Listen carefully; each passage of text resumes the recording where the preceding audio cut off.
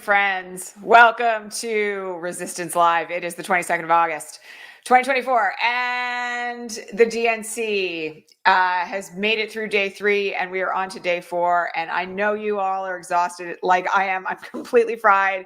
I'm operating on like very little sleep and a lot of coffee, but it's worth it, right? It's worth it. I mean, what an incredible night we had last night.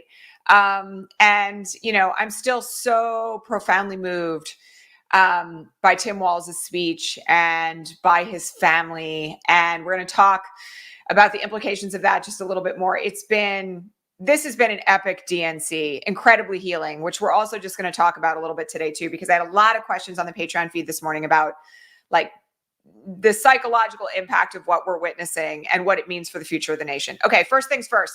I am coming to you as always from occupied Muncie, Lenape, and Mohican land. A shout out and thank you to the original custodians of the land on which I now live.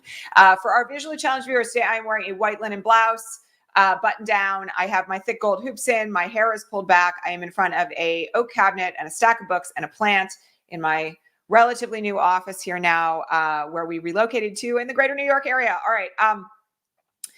Okay, let's just start with Tim Walz, because I have to say that the speech itself, first of all, for those who don't know, was the shortest vice presidential nomination speech in the history of the DNC. It came in a scant 15 minutes plus. But in that 15 minutes, what we saw was not only a white cishet man in full-throated endorsement and as a helper to the first Black South Asian woman candidate for president in United States history, but also a totally new, compelling, and compassionate version of masculinity that I think honestly has changed the country. And I say that with an understanding that it literally just wound down 12 hours ago. But I also want, or actually really like 11 hours ago, I also just really want to acknowledge this, okay? What we have seen in Tim Walz and also in Doug Emhoff and also in Barack Obama's admiration for his wife over the course of the last few days has truly been a stark contrast to this like alpha male, abusive, violent, dominating version of masculinity that Trump and Rogan and Andrew Tate and their ilk have put out as something to aspire to. And what we are seeing instead, in contrast, is that there is a version of masculinity that can be loving. There is a version of masculinity that can be tough, but gentle at the same time. There is a version of masculinity that is about standing up for your neighbors and caring about other people's families and caring about the future of the country. And that looks to public service as the highest form of calling. And I think that is one of the reasons why we've all been so emotional. I will just point out that if you're not looped into this part of Threads, thanks to the algorithm, last night there was an outpouring of grief from men on Threads talking about how they wish they'd had a dad like this. What a difference it would have made to their lives to be raised by a man like Tim Walz. And I think the moment where Gus Walz broke down, it's hard, it's like so hard to talk about it without crying, and stood up and clapped and said, "That's my dad." And America fell in love with him and the audience broke down, is a moment that has changed the nation, because there's no shame in that, right? No one's out there claiming, you know, I mean, the far right may try it, but Lord help them if they come for Gus Walz. That it was a moment of embracing that show of emotion between a father and a son. And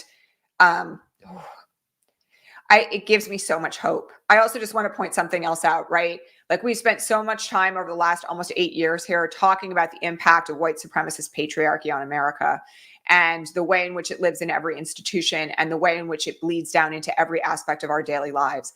And this showing of a version of masculinity that is about love coming from a man who is supporting and really there as a helper. By the way, there was breaking news this morning that in the interview process for the vice presidential slot, Tim Walz asked Kamala Harris, how could he help? Which was very, very different, apparently, from what some of the other candidates asked, which was about how much power they would have in the role. Tim Walz asking, and this was one of the things that went into why Kamala Harris chose him.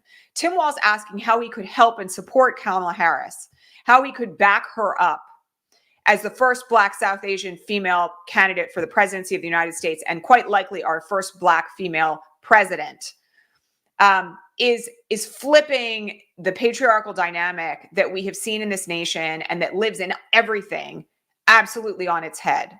And then to have that expression of joy and love and affection broadcast across the airwaves for the entire nation and the world to see, and for all of us to be so moved by it, the way in which we have been starved for that kind of love amongst family and that kind of love for community and that kind of love for nation, it is going to mark us for good. I mean, I have so much hope, and I think that we have to resist at all costs the invitation that I'm sure is going to be put out there by all these horrible white men on the right to joke about it, to diminish or demean it, to make a mockery of it, because it's pure, right? And it's something that's holy. And it's something that is allowing so many of us to move, to heal not just things in the nation, but things in our own lives. It was just perfect. I mean, just so perfect. And, like all of you, I sobbed like you wouldn't believe. That brings me to a question that came up. We're going to talk about the other speeches in a minute, but it brings me to a question that came up in several ways on the Patreon feed this morning, which was about collective grief. I have to shout out Samantha, who has been a longtime follower and supporter here, who asked this question about how is it, we're all experiencing healing across so many identities, right? We have a neurodivergent son of the vice president standing up there and being acknowledged and allowed to be himself, right? We have, again, a Black and South Asian woman who is now nominated for the highest office in the land, being supported by a white man. Okay. We had last night alone 4 LGBTQ plus speakers on the stage at the Democratic National Convention, right? We're seeing just an incredible representation and an incredible welcoming and belonging and affection for everyone, regardless of difference, right? And that is what, this DNC has healed us in very significant ways and has started that process. So the question that Samantha asked is what do we do about our collective grief? Because now we're at a moment where we're allowed to weep and we're allowed to feel things. And some of us are still even having a very hard time with that, feeling overwhelmed by the sensation of joy, feeling overwhelmed by the sensation of hope. And I get this, I get this in really profound ways, not just because of my own trauma history, but because of everything that we've lived through in the last 9 years since he came down that escalator. And honestly, the epigenetic and intergenerational trauma that lives in our cells going back 500 years in this country, right? One of the things that I want people to understand is that the process of recovering from trauma is slow.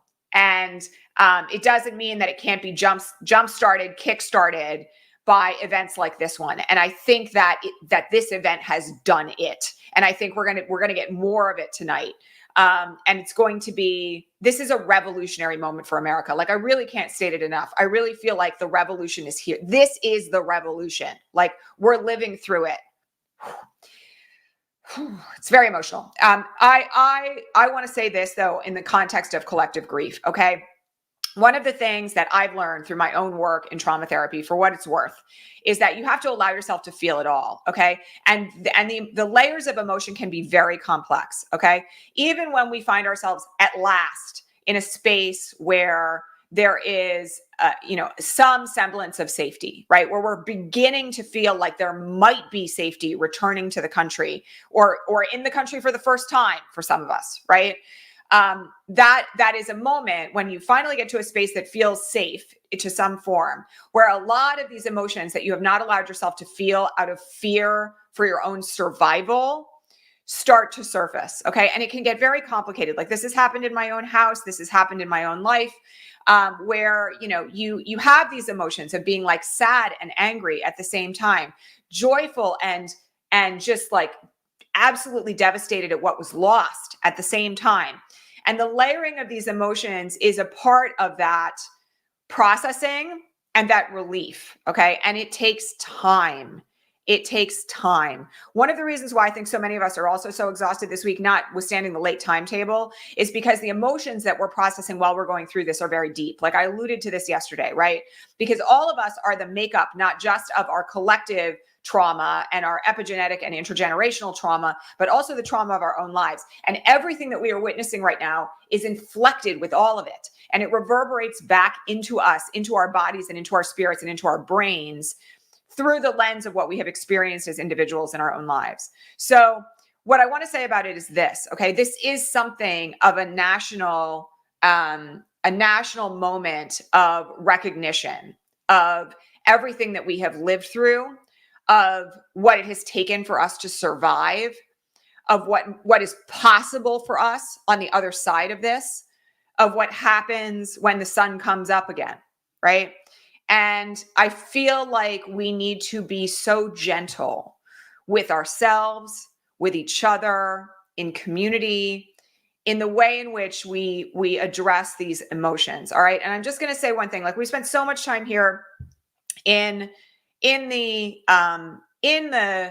broadcast and in the courses that we teach at the Gaia Project, talking about the way in which the processing of these feelings is a part of what heals the nation. Okay. And that's going to mean different things for all of us. Okay. But we have to be willing to sit in the uncomfortableness of it. Right. And feel the grief. And even if you're doing that inside your own house and you're doing it inside your own bedroom, and maybe you're doing it with your head under the covers, or you're doing it in therapy, or you're doing it with a group, or you're doing it in community with your best friend or your religious leader or a family member, okay? Being willing to feel it and process it allows us to start really cleaning out the wounds of what we've experienced. And I want you all to acknowledge your own emotions and do what you need to do right now to process and get through. And that means, by the way, that if you're in a trauma response, because I heard from some people on the Patreon feed this morning who were like, I'm still waiting for the other shoe to drop, that you look at that deeply and seek out resources that can help you. So like this morning, there was a question on the feed that was essentially to the effect of, I think the GOP has a much deeper strategy at play. I can't help but being panicked that they've got some much deeper hidden agenda underway. Okay. And I'm just going to say this right now, because, this is an important lesson that, again, I have learned through my own work. That in and of itself is a PTSD response. The thing, we've talked about this a lot too, the thing of hypervigilance, waiting for the other shoe to drop, assuming that there is something much more horrible coming, is a PTSD response. Okay. And one of the things that I just want to acknowledge here, okay, as well, because this is the big turning point, is that yes, they are going to throw everything at the wall. Yes, they are going to challenge the results of the election. Yes, there are going to be calls for violence. Okay. That doesn't mean violence is actually going to happen, but Trump is going to do that. All right. Just last night, he was posting insanely anti-Semitic things on Truth Social about Josh Shapiro. Like, we know that he will do that. And a huge chunk of the healing process is being willing to consider that maybe we have what it takes to get through that and fight back against it and survive that and come through it also to get to the other side. So the question that I think we all need to be asking ourselves right now, and it's a very important question, is, do we think that our side of the fence has what it takes to withstand every attack? And I'm going to tell you right now, I think the answer is yes. I think we have crossed the Rubicon. I think that, Kamala Harris has hired lawyers, and the groundswell and the momentum of support behind us is unprecedented in this country. A week ago, everyone was comparing this to 2008. We're way beyond 2008 right now, folks. Like, this is a watershed moment in American history. And I think we have to reach out with both hands and grasp the notion that we have the capacity to survive whatever they try, and that it is on all of us to commit to doing all the work to make sure that that happens, right? Like, I believe in us, and I believe in Kamala Harris and Tim Walz, and I believe in what the Democratic Party is doing, and I believe in the Biden administration and the Department of Homeland Security and all their election interference protection work, and I believe in our capacity to fight back. Like, I really believe it. And you could have asked me the same question about this like 2 weeks ago, and I might have felt differently, or a month ago, all right? Because I'm going to point out, we're not even a month now since this was all announced, okay? I want everybody to understand that that there is an enormous moment in any healing journey where you realize that you can sustain whatever is thrown your way by the person or the threat that you are perceiving out there. You are going to be okay. We as a nation are going to be okay. That is the moment where we decide that we're going to get through this. And it's critically, critically important at this point that we do that. All right, I'm noticing that there is a troll here who I am going to get rid of right now because we don't tolerate xenophobia on this feed. All right,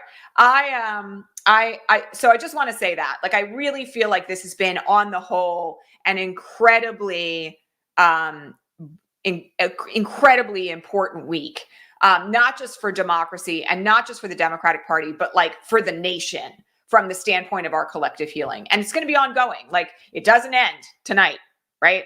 Like, this has just opened the door to us doing all of that work, because, I'm going to remind you all, like, people like the great Mariam Kaba, prison abolitionist, has talked about the fact that, it's a 500-year journey of American history to get to where we are now. And it is inflected at every step by white supremacist patriarchy and colonialism. The unwinding of this in all of us, in our bodies, in our spirits, in our institutions, in our government, is a long game. But I'm going to tell you, I feel like we have stepped through the proverbial wormhole. We have jumped way ahead into the future over the course of this week. And that means that we can speed up the process of all of this work. Okay. All of this work. All right. And I'm just going to say something to the person who says, if we had this all along and all we had to do was laugh at them, then why do we have to go through all this trauma? That's not what has happened here. This is not about us having to laugh at them. Okay. This is about a collective moment of people deciding in unison across every identity group and every movement that we are taking back our collective power from fascism. And that is not something small. That is not something that is easily accomplished. Many of you have heard me talk about how back in 2019, I had a conversation with someone from Reverend Barber's organization, where at that moment, she said to me, what we really need right now is a breakthrough moment. We need a moment where everybody links arms and comes together and pushes back against this. And that was a prescient moment. That was a moment of seeing what could be possible in the future. It took 5 years to get just from that moment to now, because we're messy. And that's what democracy is about, right? We had to get to a moment where collectively we could come together around the idea of joy and hope and love and a better future for the country, and everybody could get in the same boat.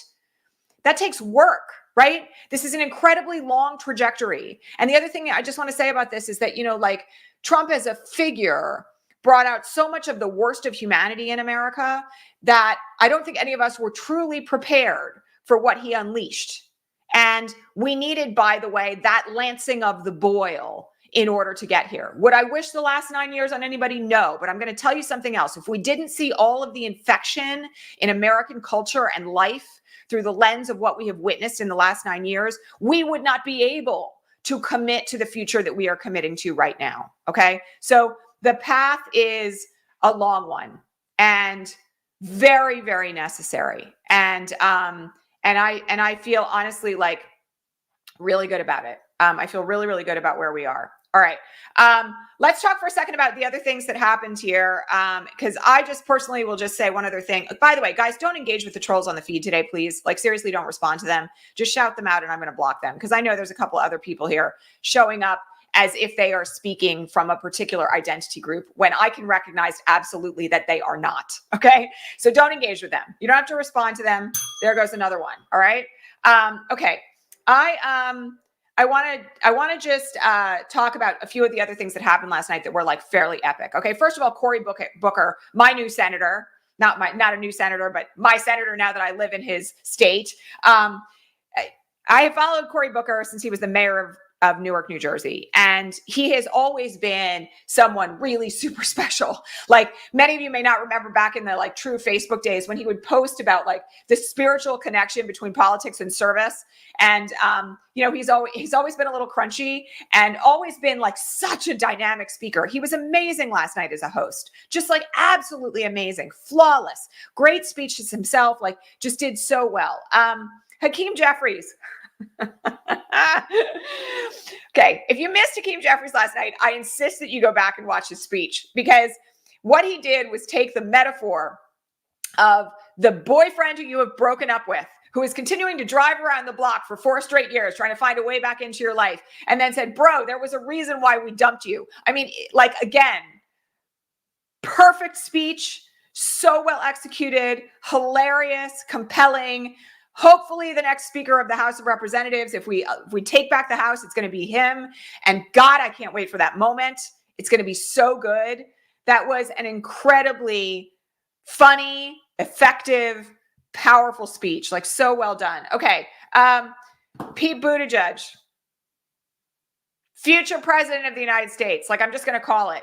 I think he is going to be the first LGBTQ president of the United States. Again, the way, and I just have to say this, you know, like Pete ran in 2020. Let me just say this. One of the things that has been fascinating about this convention, and fascinating, honestly, about the last 4 years, is the way in which a lot of those candidates who ran in 2020 have matured as political figures.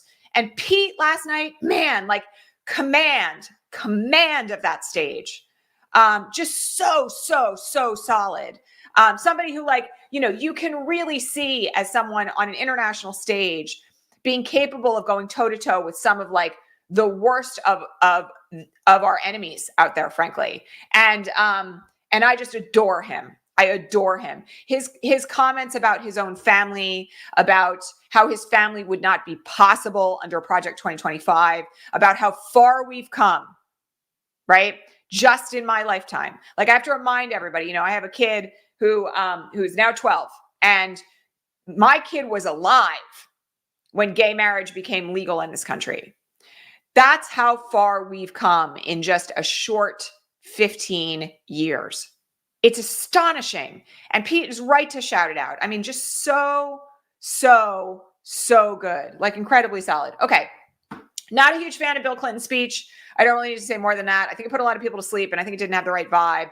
Oprah, she was great. I mean, she always fires up a crowd. Don't get me wrong. Really solid speaker, but I could have left that to the side. All right. Like, I really felt like there was, you know, the purpose of this whole DNC has been about propelling so hard toward the future. And by the way, there was commentary after the DNC closed last night that they had actually rearranged the schedule because they saw that there was kind of like a deflation that happened in the middle of it there.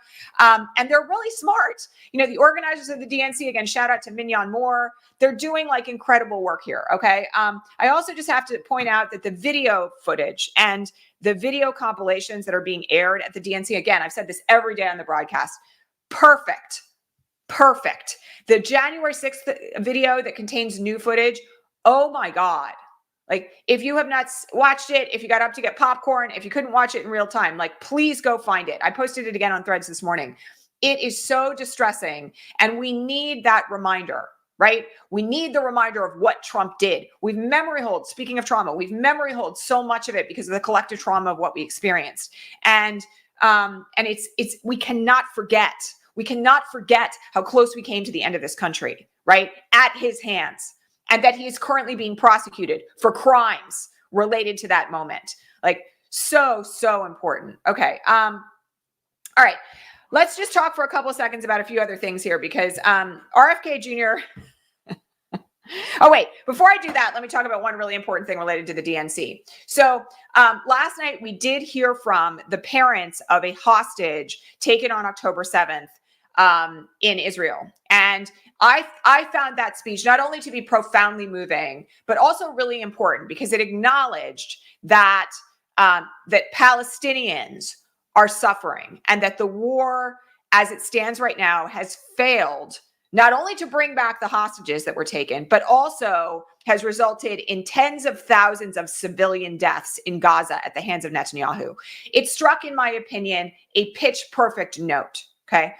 Now, in the background, just so everyone is aware, the uncommitted movement in Michigan has been arguing since that moment, and apparently beforehand, to allow Palestinian voices to be heard on the stage of the DNC. This is an area of concern. I don't want to glide over it. Okay. There is something about the fact that apparently the DNC was approached multiple times to hear from Palestinian voices about the need for a ceasefire and declined that, even though, of course, the family that spoke last night called for a ceasefire, and Kamala Harris has called for a ceasefire. And, AOC has said that Kamala Harris and Tim Walz are all in on a ceasefire, right? There is something about the need for representation of Palestinian voices on that stage that is real and legitimate. And so we will see what happens there. Like, the convention's not over yet. There is negotiation going on behind the scenes. There was a little bit of a protest outside of the arena itself last night from folks who had apparently been trying to get the DNC to allow Palestinian voices on the stage. And we will see what happens with that. Okay. But I want to acknowledge that we don't want any weakness here in the platform, and meaning the DNC platform. And I think it is important to allow full representation, which we, by the way, have seen in every other respect during the DNC. Okay. So we shall see. We shall see. I talked about Netanyahu speaking to Trump yesterday. You can go back and watch yesterday's broadcast if you would like to see that. Okay. Word has it that that RFK is dropping out. Wouldn't it be great if it was Trump? Or not? I actually just really want to wipe the floor with him and the entire GOP. Okay. But RFK Jr. is apparently dropping out tomorrow and endorsing Trump. This is like the least surprising thing that has happened in this entire political cycle. And we've had a lot of surprises. This is this to me, he's trying to draw attention. Apparently his team publicly said yesterday that they were trying to, tamp down some of the excitement of the DNC. Like, good luck with that. We don't care about you. But he and his brainworm will now be all in for Trump, which, by the way, I'm going to remind everybody, they've been funded by far-right Trump donors for the entire length of their campaign. So this is not surprising. This is not something that anybody should be shocked or worried about. This is not something that is going to draw attention away from all the good karma and motivation and inspiration that we're going to be taking out of this week. It's just going to be tomorrow. And I just have to point out that there are rumors, in case you needed another thing to be worried about in the event that Trump is elected. There are rumors that in exchange for this, RFK Jr. is being considered as the Secretary of Health and Human Services were Trump to be reelected. I kind of can't imagine a more frightening thing than having an anti-vaxxer crackpot with a brainworm as the Secretary of Health and Human Services for the United States federal government. So if you needed yet another reason to go talk to your neighbors and your friends, that's it. Okay. All right. Somebody asked a question about how do we facilitate a peaceful presidential transition here? Okay, so there is something that we can do as individuals here, right? And this will not surprise many of you because it's something that I've been talking about here, like on and on and on and on and on. We have to get out the vote in numbers that are really honestly too big to be disputed, all right? I've said this before, but I'm going to say it again. There's a very big difference between 11,000 votes in Georgia, and 100,000 votes in Georgia. There's a very big difference between 15,000 votes in Wisconsin and 115,000 votes in Wisconsin. And so the work that for us to give Mark Elias as, the now hired legal arm of the Harris-Walz campaign, the ammunition that he's going to need in court after the election, our work is to give him enough ammunition that the case is a no-brainer, okay? Because if we vote and we get out the vote where we live and in swing states and even red states, because I'm going to tell you there's some really interesting things happening right now, there will be no dispute. There will be no dispute. Okay, so facilitating an easy presidential transition actually is a process of getting out the vote. That's really where we need to be focused right now. Okay, now I want to point out that as always, there are new polls coming out every day right now. Florida, as I've been saying for a very long time, is in play. Florida is in play. And I'm going to tell you all that in the election that was held on Tuesday in Florida, a whole host of DeSantis-endorsed Moms for Liberty candidates went down in flames. Okay, there were 25 of those candidates, and only 6 of them won their races. Okay. On top of that, abortion is on the ballot in Florida in November. We're seeing, just incredible anecdotal reporting about mobilization efforts at Florida DNCs. Florida Democrats are in big representation, by the way, at the DNC this week. Florida is in play. But even more interesting than that is that the numbers are moving in Texas.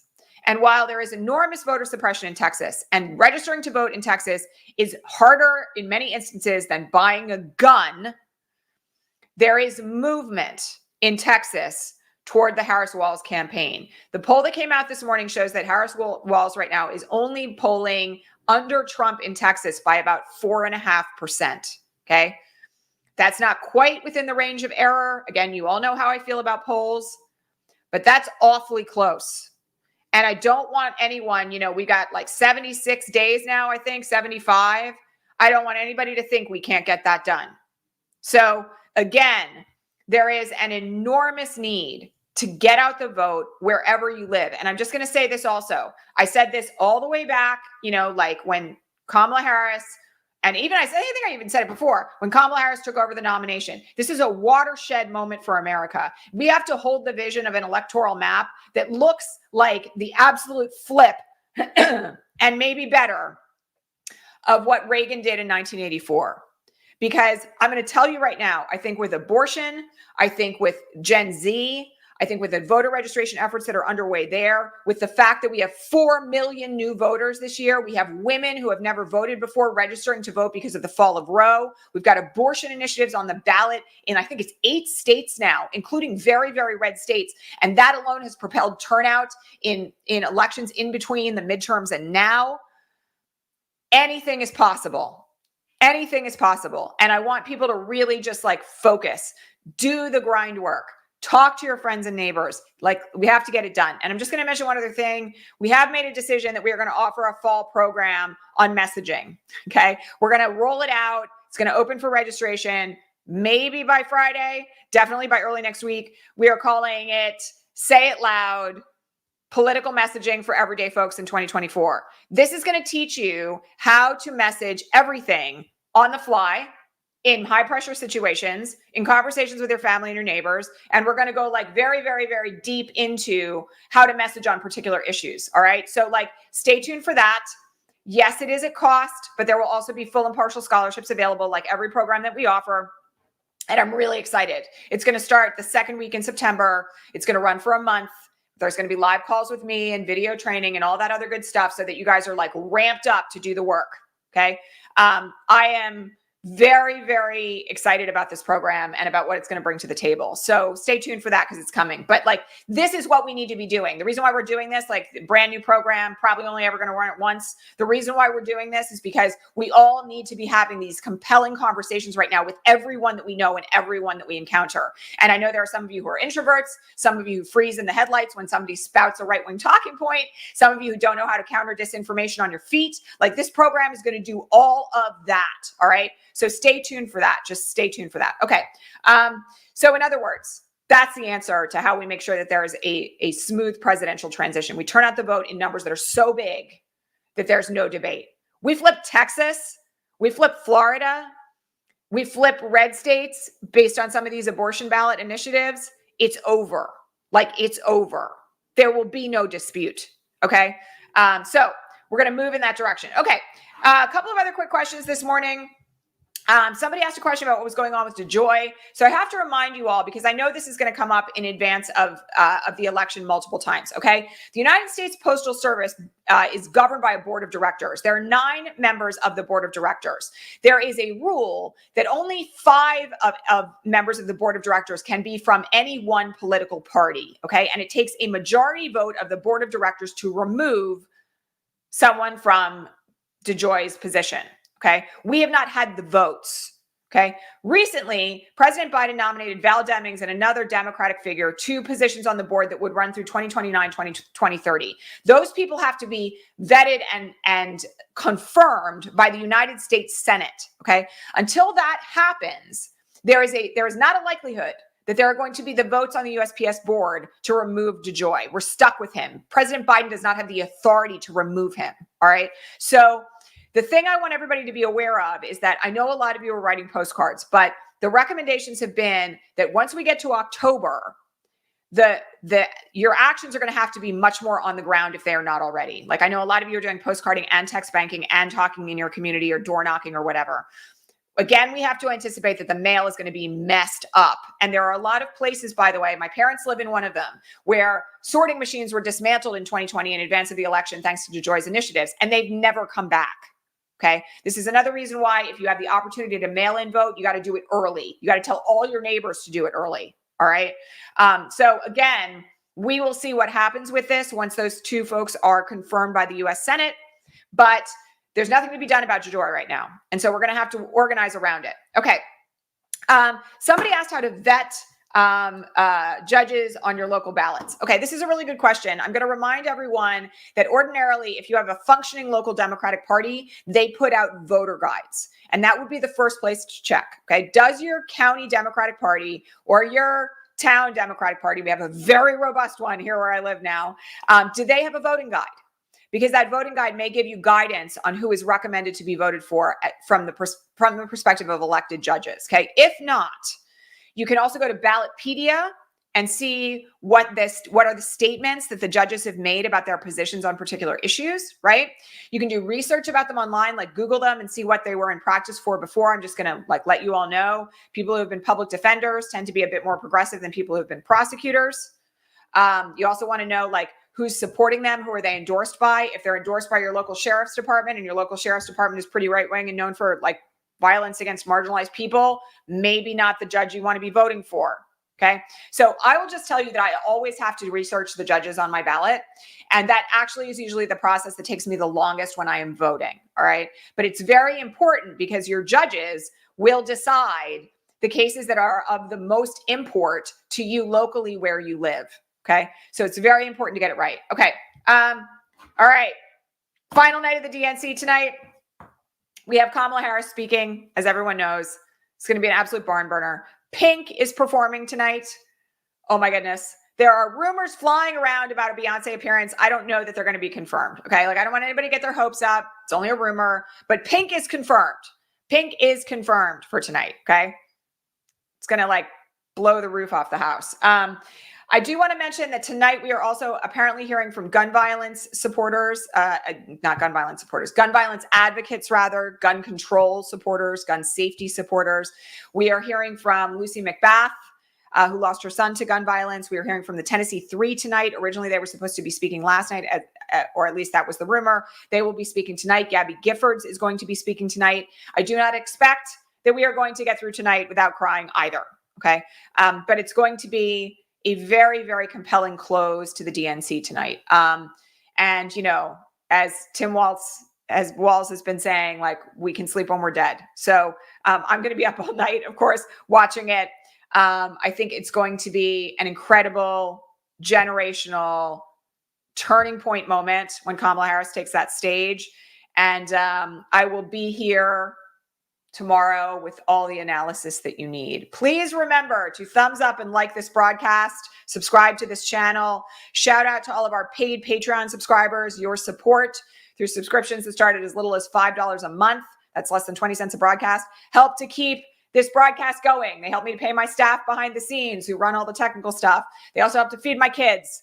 So please consider becoming a paid supporter over at patreon.com. You also get to ask me questions in advance of every broadcast and join Progressive Coffee Hour. And there will be a Progressive Coffee Hour this weekend. I'm not sure of the time yet. Just stay tuned for that, okay? But I'm so grateful to all of you. And I share with you all of the incredible healing and weeping and hope and love that we've been experiencing this week at the DNC. And I'm so glad to be in community with all of you. Very, very grateful for everyone who watches the broadcast and allows me to kind of drop into your lives for half an hour, 45 minutes, 5 days a week, 6 days a week for some of you. Just so grateful for all of you. It's been a long ride and we're not done yet. Pedal to the metal straight through November. All right, you guys, I will catch you all here live tomorrow. I will be live threading tonight, as always. You can catch me on Threads at EC McLaughlin, and I'll see you all here real soon. All right, take care, everyone. Take care of yourselves, please, because it's a lot. This has been a lot. All right. See you soon.